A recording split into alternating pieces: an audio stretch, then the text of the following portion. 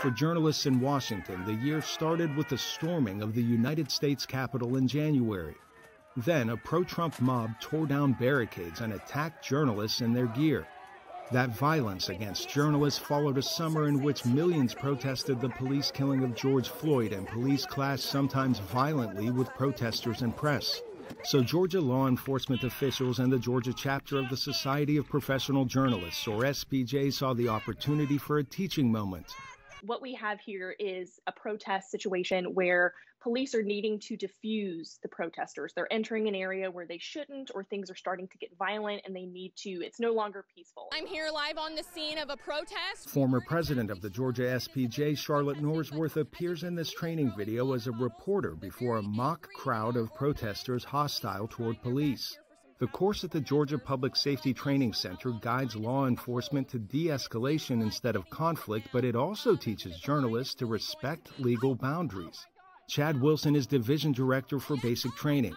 He says the program helps bridge the divide between law enforcement and media. You really get to see that it's not just a person with a microphone in your face, or it's not just a person with a camera. From our perspective, they're human beings just like we are. And then from the media perspective, I think it's also important that they got to see that, there's a human being standing behind that shield wearing that helmet. And at the end of the day, we all want to just do our job. Both Norsworth and Wilson agree there is growing mistrust between journalists and law enforcement as police have increasingly become the subject of protest. Still, both are quick to call this training a well-received step in the right direction.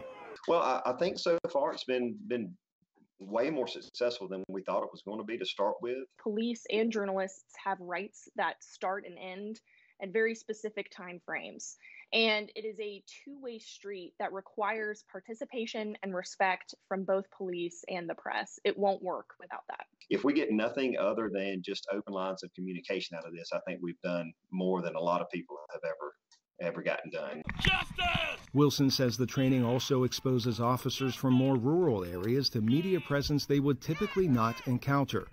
The physical program is new, but online training modules are available to all Georgia law enforcement.